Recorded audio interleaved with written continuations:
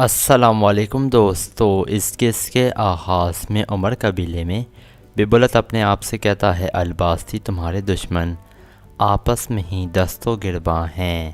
اتنے میں سپاہی بہادر آ کر کہتا ہے ہمارے سپاہی جو ترگت کے پیچھے گئے تھے وہ سب مارے گئے ہیں، صرف ایک زخمی سپاہی ہے اور اسے یہاں لایا جا رہا ہے۔ ببلت کہتا ہے اس کا علاج کرو اور اس بات کا خیال رکھنا کہ کوئی اسے دیکھ نہ پائے۔ اتنے میں ایک سپاہی اندر آ کر کہتا ہے سوگوٹ سے خبر آئی ہے، ارطغرل صاحب نے آپ کو بلایا ہے، انہوں نے دریگوس کو پکڑ لیا ہے۔ یہ سن کر ببلت حیران رہ جاتا ہے، پھر سپاہی بہادر سے کہتا ہے میرا گھوڑا لاؤ، ہم فوراً سوگٹ جا رہے ہیں۔ دوسری طرف کائی قبیلے میں عثمان اپنی والدہ کو یاد کر کر رو رہا تھا۔ پھر سلجان اس کے پاس پہنچ جاتی ہے اور اس کی پریشانی کی وجہ پوچھتی ہے۔ عثمان کہتا ہے میں اپنی والدہ حلیمہ سلطان کے نہ ہونے پر بہت غمگین ہوں۔ ہر ایک کی ماں ہے لیکن میری ماں نہیں ہے۔ جب میں ماں کا نام سنتا ہوں تو میری آنکھوں میں آنسو آ جاتے ہیں۔ سلجان اسے حوصلہ دیتی ہے اور کہتی ہے جو قسمت میں لکھا ہو اسے نہیں جھٹلایا جا سکتا ہے بیٹا، قسمت نے تمہاری ماں اور میرا بیٹا مجھ سے دور کر دیا۔ دوسری طرف ارطغرل صاحب کہتے ہیں دریگوس ہمارے لیے زندہ اہم ہے، الباسی اور قلعے والے دونوں اسے بچانے کی کوشش کریں گے۔ اگر ببلت ہی الباستی ہوا تو وہ دریگوس سے بات کرنے کے بعد کوئی قدم اٹھائے گا۔ پھر وہ عبد الرحمن سے کہتے ہیں کل ہی ہم تیاریاں شروع کر دیں گے، ہم ایک ہی وار میں الباستی، لفِ قلعہ اور دریگوس اپنے انجام کو پہنچ جائیں گے۔ اتنے میں ببلت اندر آ جاتا ہے اور آتے ہی کہتا ہے ارطغرل صاحب آپ نے میرے بابا کے قاتل دریگوس کو پکڑ لیا، کہاں ہے وہ؟ اسے میں خود اپنے ہاتھوں سے ماروں گا۔ ارطغرل صاحب کہتے ہیں حقیقت میں زانگوچ ہی دریگوس تھا جس کو ہم نے جیل میں ڈال دیا ہے۔ ببلت کہتا ہے آپ مجھے اجازت دیں کہ میں ابھی جا کر اسے مار دوں۔ ارطغرل صاحب کہتے ہیں کل اس کا سب کے سامنے سر اتار دیا جائے گا، لیکن اس سے پہلے کچھ اہم راز اس سے جاننا چاہتا ہوں، وہ مجھے بتائے گا کہ وہ کس کے ساتھ کام کر رہا ہے۔ پھر وہ عبد الرحمن سے کہتے ہیں ببلت صاحب کو دریگوس کے پاس لے جاؤ تاکہ یہ بھی اپنے بابا کے قاتل کو دیکھ سکیں۔ دوسری طرف عمر قبیلے میں ساری خواتین کام کر رہی تھیں۔ اتنے میں سرما البلکے کے پاس آتی ہے اور کہتی ہے سپاہیوں نے مجھے بتایا ہے کہ ارطغرل صاحب نے دریگوس کو پکڑ لیا ہے اور دریگوس زانگوش تھا۔ یہ سن کر البلکے حیران ہو جاتی ہے اور اسے زانگوش سے سابقہ ملاقاتیں یاد آتی ہیں جس میں وہ ارطغرل کے خلاف اس سے معلومات حاصل کرتی تھی۔ پھر وہ کہتی ہے ارطغرل صاحب اس کافر کو سزا دینے کے لیے ان سے جو بھی ہو سکا وہ کریں گے۔ اتنے میں قبیلے کا ڈھول بجتا ہے، سپاہی بہادر اس زخمی سپاہی کو قبیلے میں لے آتا ہے۔ پھر سپاہی اسے شفا والے خیمے کی طرف لے جانے لگتے ہیں۔ جیسے ہی البلکے کی نظر اس پر پڑتی ہے تو البلکے کو وہ خیال آتا ہے جب لڑائی کے دوران البلکے کے سامنے وہ سپاہی آ گیا تھا اور وہ بچ گیا تھا۔ البلکے اسے پہچان لیتی ہے اور وہ کافی زیادہ حیران ہوتی ہے کہ یہ یہاں کیا کر رہا ہے، اس نے آئبرس کا اغوا کیا تھا۔ دوسری طرف قید خانے میں دریگوس موجود تھا۔ اتنے میں ببلت وہاں آ جاتا ہے۔ دریگوس کہتا ہے الباستی مجھے معلوم نہیں تھا کہ تم یہاں آؤ گے، ارطغرل صاحب بہت بڑی غلطی کر رہے ہیں۔ ببلت عبد الرحمن کو دیکھتا ہے جو فاصلے پر کھڑا ہوتا ہے۔ پھر وہ کہتا ہے اے قاتل تم نے میرے بابا کو مارا، میں کچھ ہی دنوں میں تمہیں مار دوں گا۔ پھر ببلت کہتا ہے تمہارا شراکت دار جو الباستی ہے وہ مارا گیا ہے۔ دریگوس کہتا ہے میں اس وقت تک نہیں مروں گا جب تک میں اپنا انتقام نہیں لے لیتا ہوں، اگر تم نے مجھے نہ بچایا تو میں ارطغرل کو بتا دوں گا کہ تم اصل میں الباستی ہو۔ یہ سن کر الباستی اسے جھٹ سے پکڑ لیتا ہے اور کہتا ہے آخری لمحے تک انتظار کرنا، میں تمہیں بچا لوں گا۔ پھر وہ اسے چھوڑ دیتا ہے اور عبد الرحمن سے کہتا ہے جیسے ہی میں نے اپنے بابا کے قاتل کو دیکھا تو میں غصے میں آ گیا تھا۔ پھر وہ وہاں سے چلا جاتا ہے۔ دوسری طرف عمر قبیلے میں البلکے خاتون جیسے ہی اس زخمی سپاہی کے خیمے کی طرف جا رہی ہوتی ہیں تو اتنے میں سپاہی بہادر آ جاتا ہے اور کہتا ہے اس کا علاج جاری ہے، آپ وہاں نہیں جا سکتی ہیں۔ البلکے کہتی ہے اگر وہ زخمی ہے تو تم اسے سوگٹ بھی لے کر جا سکتے تھے۔ یہ سپاہی کون ہے؟ مجھے اس سے بات کرنی ہے۔ سپاہی بہادر کہتا ہے یہ سردار کا حکم ہے، میں کسی کو بھی اندر جانے نہیں دے سکتا ہوں۔ دوسری طرف سوگٹ میں ببولت موجود تھا۔ اتنے میں ایک سپاہی آ کر اسے ایک خط دیتا ہے جس میں لکھا ہوتا ہے کہ میں شام کو جیل میں انتظار کروں گا، کمانڈر برونوس۔ پھر ببولت اپنے ساتھیوں کے ساتھ چل پڑتا ہے۔ اندر جیل میں ارطغرل صاحب دریگوس کے پاس پہنچ جاتے ہیں اور اس کے لیے کھانا بھی لاتے ہیں۔ دریگوس حیران ہو جاتا ہے اور کہتا ہے کہ آپ میرے لیے آخری کھانا لائے ہیں یا مجھ سے تفتیش کرنے کے لیے آئے ہیں؟ ارطغرل صاحب کہتے ہیں مجھے جو تم سے چاہیے تھا وہ میں نے لے لیا ہے۔ امیر بہار الدین اور النجک کا میں نے تمہارے ذریعے چھٹکارا حاصل کیا اور سونا بھی مجھے تمہاری ہی وجہ سے ملا۔ دریگوس کہتا ہے میں نے ہر ایک کو تمہارے خلاف کیا، ہم نے تمہارے اوپر بہت ظلم ڈھائے۔ ارطغرل صاحب کہتے ہیں دیکھا تم نے تمہارا کیا حال ہوا، ایک حقیقی دشمن سامنے کھڑے ہو کر سامنا کرتا ہے، لیکن تم ایک سانپ نکلے، تمہاری موت مجھے الباستی دے گی، یہ تمہاری آخری رات ہے، اچھی طریقے سے عبادت کرو۔ یہ کہہ کر وہ وہاں سے چلے جاتے ہیں۔ کائی قبیلے میں حائمہ خاتون اور حفصہ بیٹھی ہوئی تھیں۔ حائمہ خاتون کہتی ہیں یقینی طور پر بمسی اپنے بیٹے کے بارے میں سوچ رہا تھا، لیکن اسے تھوڑا صبر کرنا چاہیے تھا بیٹی۔ حفصہ کہتی ہے وہ کیسے صبر کرتے والدہ، ان کے بیٹے کو اغوا کر لیا گیا تھا اور ان کو سپاہ سالار کے عہدے سے بھی ہٹا دیا گیا تھا۔ حائمہ خاتون کہتی ہیں ارطغرل صاحب ہر قبیلے کے ہر لوگوں کی بہتری کے لیے سوچتے ہیں، بمسی کی سزا کا فیصلہ سردار نے کرنا ہے۔ حفصہ کہتی ہے اگر ارطغرل صاحب بمسی کو کوئی سزا دیتے ہیں تو ہم یہاں سے چلے جائیں گے۔ حائمہ خاتون کہتی ہیں یہ کائی قبیلہ ہے حفصہ، نہ کہ کوئی سرائے، جو سردار سزا سنائے گا وہ تمہیں ماننی پڑے گی۔ ہم نے آپ کو اپنے دل میں بسایا ہے اور آپ کو ہمارے دل میں ہی رہنا ہوگا۔ پھر حائمہ خاتون کہتی ہیں اب جاؤ اور سردار کے فیصلے کا انتظار کرو، اور یہاں اس قسط کا اختتام ہو جاتا ہے۔ دوسری طرف ارطغرل صاحب جنگل میں موجود تھے۔ اتنے میں وہ گمشتکن جو تھا وہ کھڑا ہو جاتا ہے اور وہ آگے کی طرف چل پڑتا ہے۔ اتنے میں ارطغرل صاحب بھی اپنی تلوار کو لات مار کر اچھالتے ہیں اور کیچ کر لیتے ہیں اور وہ بھی اس کے پیچھے چل پڑتے ہیں۔ اس کے بعد کائی قبیلے کا منظر سامنے آتا ہے جہاں حکیم مارتوک بیٹھا ہوا تھا اور وہ کندوکتو کا علاج کر رہا تھا، اور درویش جو تھا وہ کندوکتو کی صحت یابی کے لیے اللہ سے دعا مانگ رہا تھا۔ دوسری طرف جنگل میں سلجان اور حلیمہ پر آیتولن اور گونجا گل حملہ کر دیتی ہیں، اور سلجان موقع کا فائدہ اٹھا کر گونجا گل کے پتھر مار دیتی ہے اور ایک لکڑی اٹھا لیتی ہے اور اس سے لڑنا شروع کر دیتی ہے۔ اتنے میں آیتولن حلیمہ کو زخمی کر کر گرا دیتی ہے اور سلجان کو گونجا گل قابو کر لیتی ہے، اور قبیلے میں کندوکتو کی آنکھ کھلتی ہے اور وہ کہتا ہے سلجان۔ حکیم مارتوک حیران ہو جاتا ہے۔ اتنے میں کندوکتو دوبارہ بے ہوش ہو جاتا ہے۔ یہ دیکھ کر حکیم مارتوک اور درویش چونک جاتے ہیں اور انہیں سمجھ نہیں آتا کہ یہ کیا ہوا ہے، اور وہ کہتے ہیں کچھ نہیں ہوا۔ یہ سن کر درویش کافی زیادہ پریشان ہو جاتا ہے اور پھر وہ دوبارہ بیٹھ کر دعا مانگنے لگتا ہے، اور کندوکتو بے ہوش پڑا ہوا تھا۔ دوسری طرف سلجان قبیلے میں موجود تھی اور قبیلے سے تھوڑی باہر تھی، اور اس کو گونجا گل نے قابو کر لیا تھا اور آیتولن نے حلیمہ کی گردن پر تلوار رکھی ہوئی تھی۔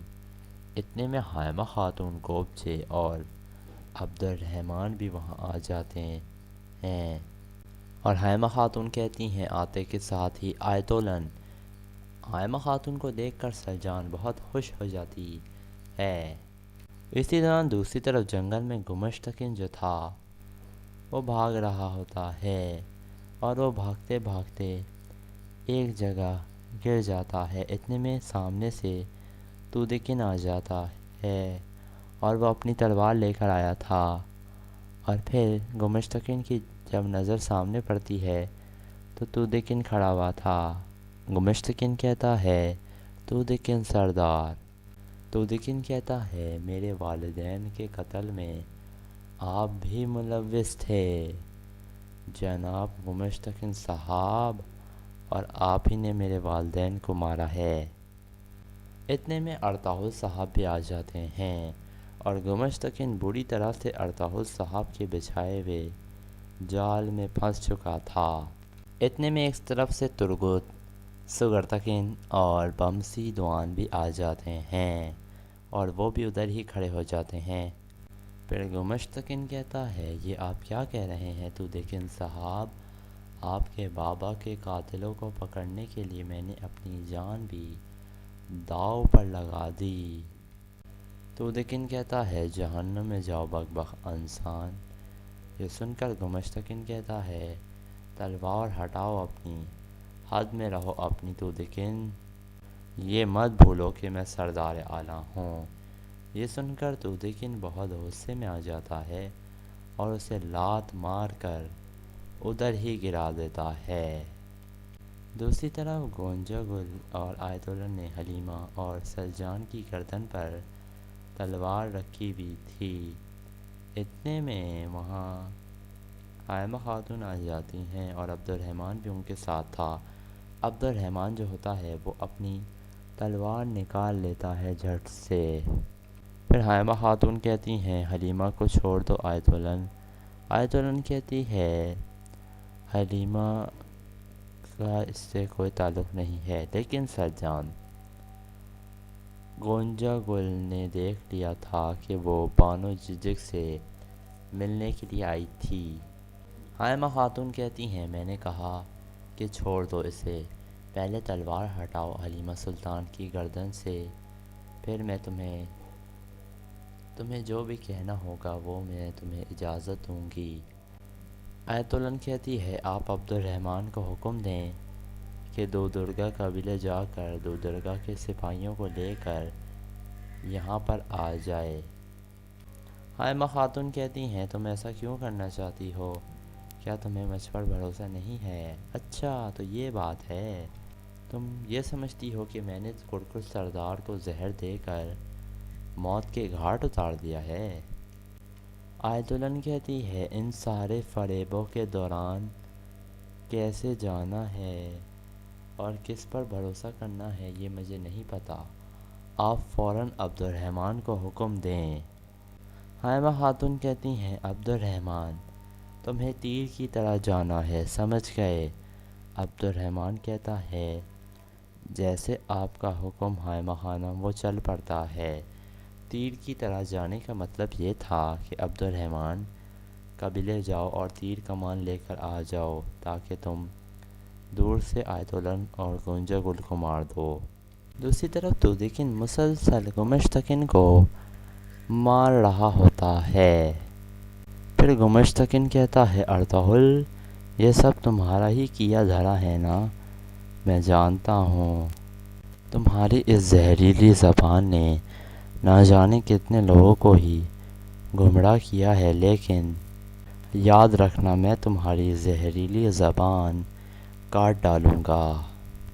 قسم کھاتا ہوں میں مرنے سے پہلے میں تمہارے ٹکڑے ٹکڑے کر دوں گا۔ پھر گمشتکن کہتا ہے تودکن میں جانتا ہوں تمہارے صاف دل میں یہ زہر بھرنے والا ارطغرل ہی ہے تودکن بیٹا، میں سب جانتا ہوں۔ پھر تودکن غصے سے ایک اور لات مار کر اسے گرا دیتا ہے۔ دوسری طرف حائمہ خاتون کہہ رہی تھیں اگر میری بیٹیاں ان معاملے میں ملوث تھیں تو تم خود ہی کیوں تلوار لے کر آ گئی تاکہ تم ان دونوں کو سزا دے سکو؟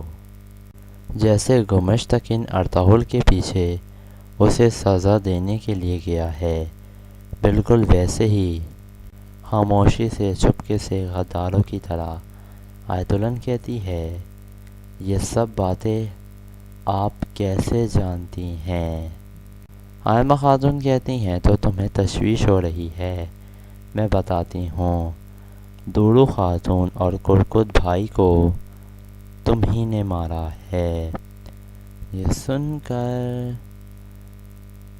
گونجا گل اور آیتولن چونک جاتی ہیں کہ یہ بات آئمہ خاتون کو کیسے پتہ چل گئی۔ پھر آئمہ خاتون کہتی ہیں سعد الدین کوپیک کے حکم پر سلطان علاء الدین نے جو مہر میرے بیٹے سگرتکن کو دی تھی وہ تم نے ہمارے خیمے سے چرائی تھی، اور وہ مہر تم لوگوں نے سعد الدین کے حوالے کر دی، اور اس خبیث نے وہ مہر اوس خان کی مہر تانگت کے حوالے کر دی۔ پھر آیتولن کہتی ہے قریب مت آنا، نہیں تو میں ان دونوں کو مار دوں گی۔ آئمہ خاتون کہتی ہیں تو اب تمہیں یہ خطرہ ہے کہ تمہارا کٹھا چٹا سب کے سامنے کھل کر سامنے آنے والا ہے، اسی لیے تم اونچی حرکتوں پر اتر آئی ہو۔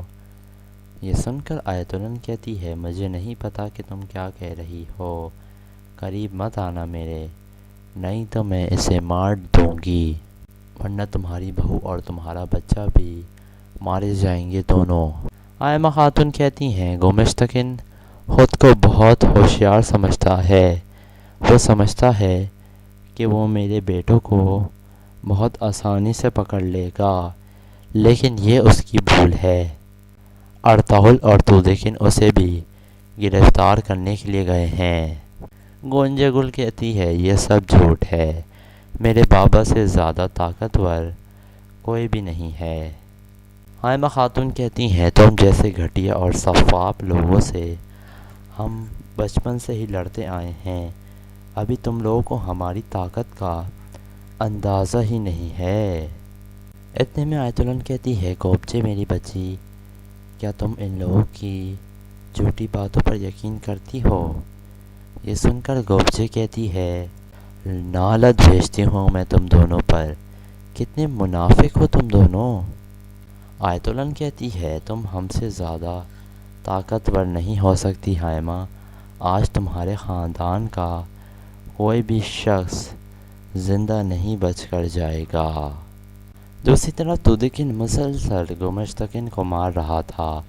اتنے مرتاحو صاحب کہتے ہیں رک جاؤ تودیکن، اس ملعون کو تمہیں اس کے کیفرۂ کردار تک پہنچانے کا پورا حق ہے، لیکن ابھی تم رک جاؤ، ابھی ایسا مت کرو، اور یہ ملعون کو تمہیں مارنے کا پورا حق ہے، لیکن ابھی ہمیں صبر سے کام لینا ہے تودیکن۔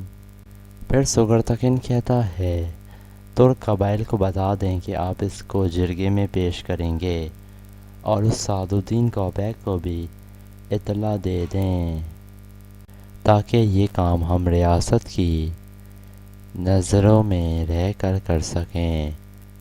پھر تودیکن کہتا ہے تمہاری موت اتنے آسان سے نہیں ہوگی گمشتکن، اس کا فیصلہ قبیلے میں سب لوگوں کے سامنے کیا جائے گا، ہر شخص دیکھے گا کہ تم اور تمہاری بیٹی اور تمہاری بہن کتنی بڑی غدار ہے۔ یہ سن کر گمشتکن کہتا ہے تودیکن سردار، یہ آپ کیا کہہ رہے ہیں؟ کیا آپ جانتے نہیں کہ میں کون ہوں؟ تودیکن کہتا ہے میں جانتا ہوں، تم ہی میرے والدین کے قاتل ہو گمشتکن، اور تم میرے ہاتھوں مارے جاؤ گے۔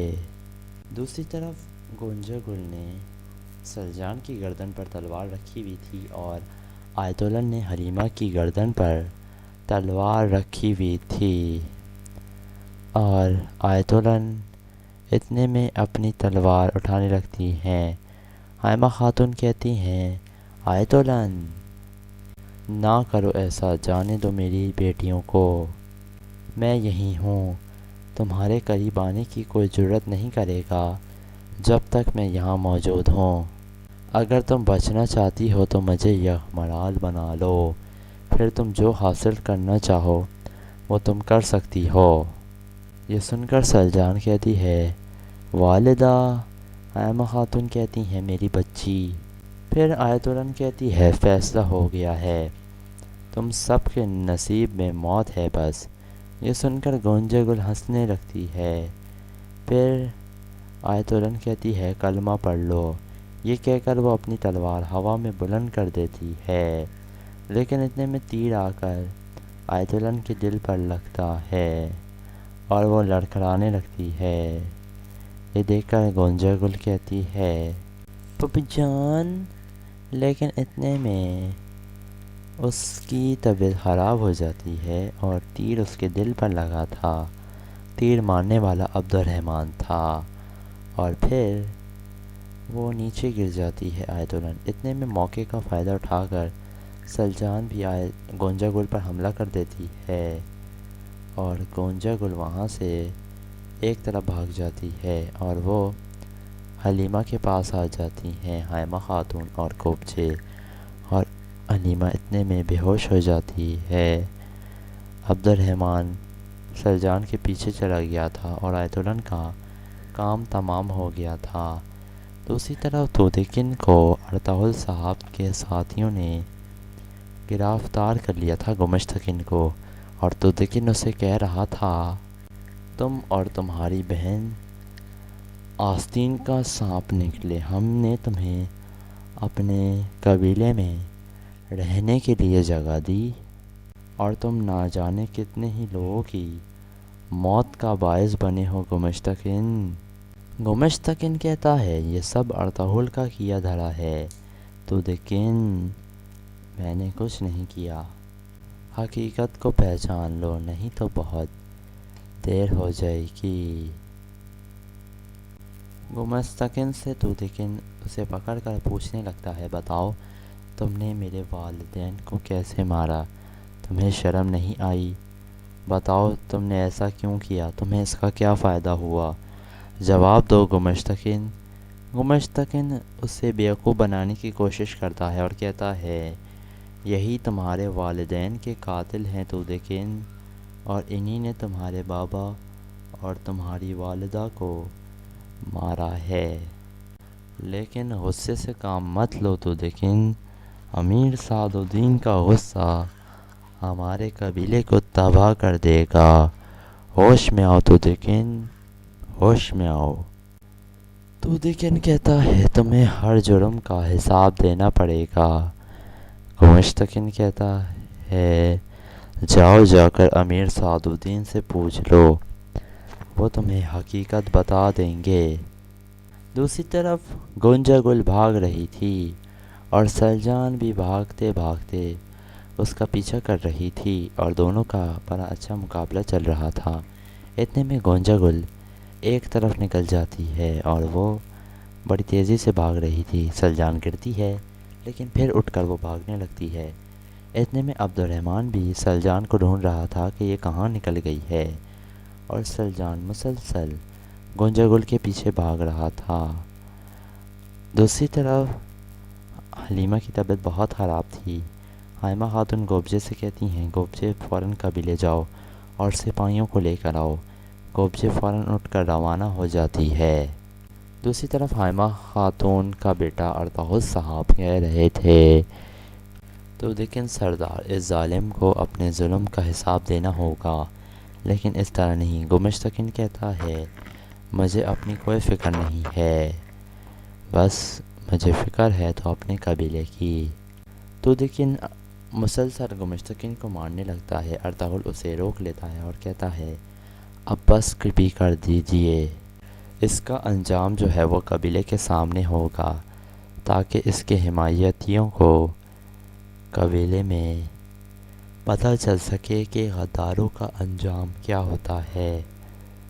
دوسری طرف سگرتکن بھی کہہ رہا تھا بس بہت ہو گیا دودیکن، آپ نے بہت اچھا کام کیا ہے، ظالم اپنے انجام تک پہنچ جائے گا، آپ کو بھی فتح مبارک ہو، مضبوط رکھیے خود کو۔ پھر دودیکن کھڑا ہو جاتا ہے اور اس کے سپاہی بھی دیکھ رہے تھے، اور دوسری طرف گونجا گل بھاگ رہی تھی اور سلجان بھی بھاگتے بھاگتے اس کا پیچھا کر رہی ہوتی ہے۔ اتنے میں گونجا گل ایک جگہ رک جاتی ہے، آگے جھاڑیاں ہوتی ہیں، وہ کافی پریشان ہو جاتی ہے، لیکن پھر وہ ایک طرف بھاگنے لگتی ہے، پھر وہ ایک جگہ جا کر چھپ کر لیٹ جاتی ہے، اور سلجان اسے ڈھونڈ رہی تھی، لیکن سلجان کو سمجھ نہیں آتا کہ یہ آخر کہاں چلی گئی ہے۔ اتنے میں سلجان تھک کر ایک جگہ کھڑی ہو جاتی ہے، تو اتنے میں موقع کا فائدہ اٹھا کر گونجا گل اس کے پیچھے سے بھاگنے کی کوشش کرتی ہے، لیکن سلجان اسے دیکھ لیتی ہے اور کہتی ہے گونجا گل۔ پھر سلجان اسے کہتی ہے یا تو تم اپنے قبیلے جا کر جرگے کے سامنے اپنے باپ اور اپنے گناہوں کے جرم کا اعتراف کر لو۔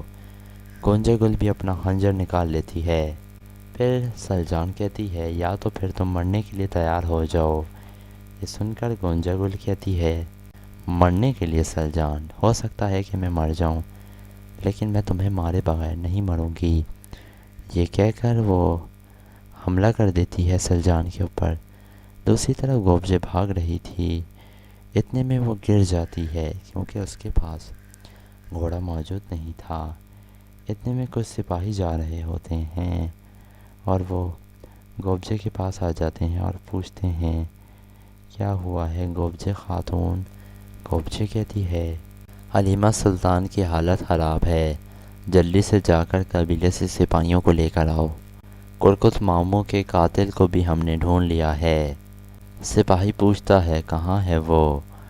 گوبجے کہتی ہے وہ نہر کے کنارے ہے، جلدی جاؤ اور مدد لے کر آؤ قبیلے سے۔ سپاہی بھی کہتا ہے دوسرے سپاہی کو قبیلے جاؤ اور جلدی سے مدد طلب کرو۔ اتنے میں وہ روانہ ہو جاتا ہے۔ پھر گوبجے اس کے گھوڑے پر سوار ہو کر چل پڑتی ہے۔ دوسری طرف سلجان اور گونجا گل کا مقابلہ جاری تھا۔ گونجا گل کہہ رہی تھی میں تمہیں جان سے مار دوں گی۔ سلجان کہتی ہے تمہارا کھیل ختم ہو گیا، بخ بخ عورت، اب تم نہیں بچو گی۔ تم کیا سمجھتی ہو کہ میں آیت الن کی طرح آسانی سے تم میری جان لے لو گی؟ اگر اتنا ہی زور ہے تم میں تو میری جان لے کر دکھاؤ۔ پھر سلجان اسے نیچے گرا دیتی ہے اور کہتی ہے کھڑی ہو بزدل عورت، کندوگتوں کی محبت تمہارے لیے زیادہ اہم ہے یا مجھے مارنا زیادہ اہم ہے؟ اگر ہمت ہے تو مجھے مار کر دکھاؤ، کھڑی ہو۔ یہ سن کر گونجا گل کھڑی ہو کر اپنے خنجر سے دوبارہ سلجان پر حملہ کر دیتی ہے۔ سلجان بہت بچتی ہے، لیکن گونجا گل اس کے منہ پر چماٹ مار دیتی ہے اور سلجان کافی زیادہ غصے میں آ گئی تھی۔ پھر گونجا گل کہتی ہے میں نے اس سے سچی محبت کی تھی، سچی محبت۔ اگر تمہارا وجود بیچ میں مت آتا تو میں انہیں اولاد کی خوشی بھی دے دیتی جو تم انہیں نہیں دے پائی۔ سلجان کہتی ہے نالت ہو ایسی محبت پر، اب تم فیصلہ کر لو کہ تم یہیں مرنا پسند کرو گی میرے ہاتھوں یا قبیلے جا کر کندوگتوں کے ہاتھوں مرو گی۔ یہ سن کر دوبارہ وہ حملہ کر دیتی ہے سلجان کے اوپر۔ دوسری طرف حائمہ خاتون حلیمہ کے پاس موجود تھیں اور وہ اللہ سے رحم کی دعا مانگ رہی تھیں۔ اتنے میں گوبجے ادھر آ جاتی ہے اور بتاتی ہے کہ میں نے سپاہیوں کو بول دیا ہے کہ قبیلے سے مدد لے کر آئیں۔ حائمہ خاتون کہتی ہیں بہت شکریہ بیٹی۔ پھر گوبجے اور حائمہ خاتون حلیمہ کے پاس بیٹھ جاتی ہیں۔ دوسری طرف سلجان اور گونجا گل کا مقابلہ جاری تھا۔ سلجان پتھر سے گونجا گل کو مار رہی تھی۔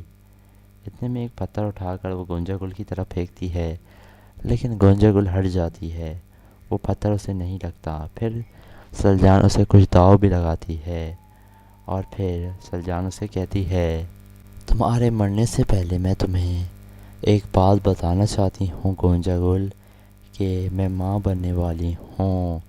یہ سن کر گونجا گل چونک جاتی ہے اور وہ کافی زیادہ غصے میں آ جاتی ہے اور سلجان کے پیٹ پر مکہ مار دیتی ہے اور دھکا دے کر درخت پر گرا دیتی ہے۔ سلجان بہت زور کی اسے چوٹ لگتی ہے اور وہ چیختی ہے۔ اتنے میں عبد الرحمن آ جاتا ہے اور کہتا ہے سلجان خاتون۔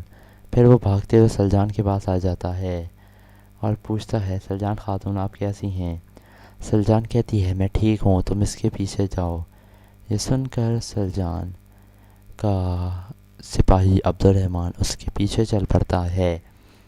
اتنے میں سلجان پیچھے دیکھ کر خوش ہو جاتی ہے کیونکہ اسے وہ جڑی بوٹیاں مل گئی تھیں جو وہ کندوگتوں کے لیے قبیلے سے اکٹھی کرنے کے لیے نکلی تھی، اور وہ جڑ سے وہ جڑی بوٹیاں نکالنے لگتی ہے۔ اسی جڑی بوٹیوں سے کندوگتوں کا علاج ہو سکتا تھا۔ دوسری طرف گونجا گل جنگل میں بھاگ رہی ہوتی ہے اور وہ مسلسل بھاگتی ہے اور بہت تیزی سے وہ بھاگ رہی تھی۔ ایک جگہ پہنچ کر رک جاتی ہے لیکن پھر وہ آگے کی طرف چل پڑتی ہے۔ عبد الرحمن اس کا پیچھا کر رہا تھا اور بھاگتے بھاگتے وہ جنگل میں پہنچ جاتا ہے لیکن وہ ادھر کہیں نہیں تھی۔ پھر وہ آگے بڑھ جاتی ہے۔ دوسری طرف قبیلے میں کچھ خواتین آپس میں باتیں کر رہی تھیں اور وہ کہہ رہی تھیں آیت الن خاتون اور گونجا گل خاتون نے حلیمہ سلطان کو مارنے کی کوشش کی ہے۔ دوسری خاتون کہتی ہے میں نے ان دونوں کو قبیلے سے جاتے ہوئے دیکھا تھا، اسی وجہ سے وہ اتنی جلدی جلدی جا رہی تھیں۔ یہ سن کر وہ خاتون کہتی ہے دیکھو تو ذرا ان غداروں کو، یہ کس قسم کی حرکتیں کرتے ہیں۔ پھر وہ آگے بڑھ جاتی ہیں اور کچھ اور لوگ بھی قبیلے میں موجود تھے۔ اسی دوران سلجان جڑی بوٹیاں اکٹھی کر کر حائمہ خاتون اور کوبچے کے پاس آ جاتی ہے اور حلیمہ سلطان بھی ادھر ہی موجود تھی لیکن وہ زخمی ہوئی ہوئی تھی۔ حائمہ خاتون پوچھتی ہیں گونجا گل کہاں ہے؟ سلجان کہتی ہے وہ فرار ہو گئی والدہ، لیکن مجھے کندوگتوں کے علاج کرنے کے لیے یہ سیاہ کمبیاں مل گئیں۔ اتنے میں عبد الرحمن آ کر کہتا ہے گونجا گل فرار ہو گئی ہے حائمہ خانم۔ یہ سن کر حائمہ خاتون تھوڑی اداس ہو جاتی ہیں کیونکہ اسے بھی ان کو پکڑنا تھا۔ پھر حائمہ خاتون کہتی ہیں کہ آیت الن کا جنازہ پڑھ کر اسے یہیں دفنا دو، میں نہیں چاہتی کہ یہ مزید انتشار کا باعث بنے۔ عبد الرحمن کہتا ہے جیسے آپ کا حکم حائمہ خانم۔ پھر حائمہ خاتون کہتی ہیں اور قبیلے جا کر 20 سپاہیوں کو گونجا گل کی تلاش کرنے کے لیے روانہ کر دینا۔ عبد الرحمن کہتا ہے بالکل ایسا ہی ہوگا حائمہ خانم۔ عبد الرحمن چل پڑتا ہے۔ اتنے میں کچھ سپاہی بھی آ جاتے ہیں اور وہ حلیمہ سلطان کو اٹھا کر اس اسٹریچر پر ڈالتے ہیں اور لے کر قبیلے کی طرف روانہ ہو جاتے ہیں۔ دوسری طرف گمشتکن پڑا ہوا تھا اور تغل سوگرتکن اور تودکن بھی ادھر موجود تھے۔ پھر سوگرتکن کہتا ہے تمہارے پاس زیادہ وقت نہیں ہے تودکن، تمہیں جلد سے جلد قبیلے پہنچ کر گمشتکن کے الزامات ثابت کرنے ہوں گے۔ ارطغرل صاحب کہتے ہیں اور تمہیں باقی ترک سرداران کی بھی حمایت حاصل کرنی پڑے گی جنہوں نے اس کی اطاعت کی ہوئی تھی، ورنہ صرف امیر سعد الدین کی ہی نہیں بلکہ دوسرے ترک قبائل کی بھی مخالفت کا ہمیں سامنا کرنا پڑے گا۔ پھر ارطغرل صاحب کہتے ہیں ترگت کہتا ہے حکم کیجئے بھائی۔ ارطغرل صاحب کہتے ہیں اسے ہوش میں لاؤ ترگت کہتا ہے جو آپ کا حکم بھائی۔ پھر وہ اس کے منہ پر پانی ڈالنے لگتا ہے اور کہتا ہے اب اٹھ بھی جاؤ غدار۔ گمشتکن ہوش میں آ جاتا ہے۔ پھر ترگت کہتا ہے وقت آ گیا ہے تمہارا گمشتکن۔ پھر اتنے میں دوان کہتا ہے میں تو ابھی سے تمہارا سر قبیلے کی زمین پر پڑا ہوا دیکھ رہا ہوں۔ گمشتکن کہتا ہے تم سب کو اس کی قیمت چکانی پڑے گی۔ بمسی کہتا ہے لیکن مجھے تو تمہاری آنکھوں میں کچھ اور ہی نظر آ رہا ہے گمشتکن، موت کا خوف نظر آ رہا ہے۔ اٹھو مکار آدمی، پھر وہ اسے لے کر چل پڑتے ہیں اور اسے ایک گھوڑے کے پیچھے باندھ دیتے ہیں۔ اور سگرتکن کہتا ہے ارطغرل اگر اس نے اپنی زبان نہیں کھولی تو سعد الدین اور اس پر جرم ثابت نہیں ہو پائے گا۔ ارطغرل صاحب کہتے ہیں ثبوت کی ضرورت نہیں ہے ہمیں، امیر سعد الدین کو گھٹنے ٹیکنے پڑیں گے اور وہ وقت جلد آنے والا ہے۔ سگرتکن کہتا ہے انشاءاللہ۔ پھر ارطغرل صاحب کہتے ہیں چلو قبیلے چلتے ہیں۔ پھر وہ سب بھی چل پڑتے ہیں اور گمشتکن کو ایک گھوڑے کے ساتھ باندھ دیا گیا تھا اور ایک سپاہی رسی اس کی پکڑا ہوا تھا اور اسے لے کر جا رہے تھے۔ دوسری طرف قبیلے میں سلجان پہنچ گئی تھی اور وہ کندوگتوں کے لیے جڑی بوٹیاں لے آئی تھی، جس سے حکیم آرتک نے ایک دوا تیار کر لی تھی اور وہ حکیم آرتک کو پلائی جا رہی تھی اور کندوگتو کافی بہتر محسوس کر رہا تھا۔ اتنے میں ایک سپاہی آ کر کہتا ہے آرتک صاحب وہ حلیمہ سلطان کو لے آئے ہیں۔ یہ سن کر حکیم آرتک کھڑا ہو جاتا ہے اور درویش اسحاق سے کہتا ہے کہ جاؤ اور یہ ساری دوا کندوگتو صاحب کو کھلا دو اور پوری ختم کرنی ہے یہ، انشاءاللہ یہ جلد صحت یاب ہو جائیں گے۔ درویش اسحاق کہتا ہے آپ بالکل بے فکر ہو جائیں۔ پھر حکیم آرتک کہتا ہے اللہ پاک کے نام سے مجھے پوری امید ہے کہ وہ ان پر اپنا رحم و کرم کریں گے اور اللہ پاک انہیں جلد صحت یاب کر دیں گے، انشاءاللہ یہ جلد صحت یاب ہو جائیں گے۔ سلجان بھی کہتی ہے انشاءاللہ آرتک بھائی انشاءاللہ۔ پھر حکیم آرتک کہتا ہے یا اللہ مدد فرما۔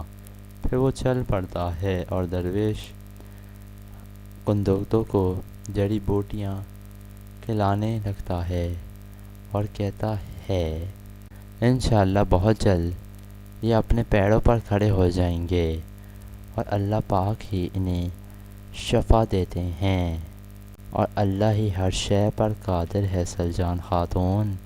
سلجان کہتی ہے انشاءاللہ اسحاق درویش انشاءاللہ۔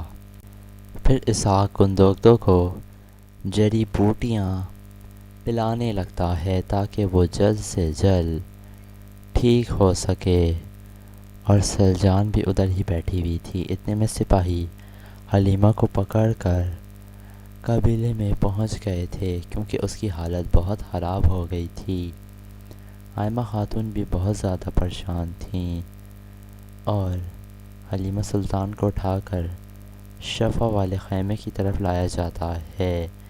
آئمہ خاتون حکیم آرتک سے کہتی ہیں کندوگتو کیسا ہے آرتک صاحب؟ حکیم آرتک کہتا ہے سلجان خاتون صحیح وقت پر دوا لے کر آ گئی تھیں، انشاءاللہ وہ جلد صحت یاب ہو جائیں گے۔ آئمہ خاتون کہتی ہیں شکر الحمدللہ۔ اسی دوران ارطغرل صاحب کا قافلہ بھی روانہ ہو گیا تھا اور وہ گمشتکن کو بھی لے کر آئے تھے اور قبیلے کا ڈھول بجنے لگتا ہے۔ لوگ کہہ رہے تھے دیکھو یہ غدار آ رہا ہے۔ ارطغرل صاحب نے غدار کو پکڑ لیا، واہ واہ ارطغرل صاحب زندہ باد۔ تو لیکن سردار زندہ باد کے لوگ نعرے لگانے لگتے ہیں اور گمشتکن کو لوگ بہت غصے سے دیکھ رہے تھے اور اسے لوگ پتھر مار رہے تھے اور گمشتکن کافی زیادہ حیران تھا کہ میں سردار اعلیٰ ہوں اور مجھے لوگ اتنا پیٹ رہے ہیں۔ دوسری طرف حکیم آرتک حلیمہ کا علاج کر رہا تھا اور حلیمہ بھی ہوش میں آ چکی تھی اور مسلسل قبیلے کا ڈھول بجنے لگتا ہے۔ حائمہ خاتون کہتی ہیں میں باہر جا رہی ہوں آرتک صاحب۔ حکیم آرتک کہتا ہے ٹھیک ہے حائمہ خاتون۔ پھر حائمہ خاتون وہاں سے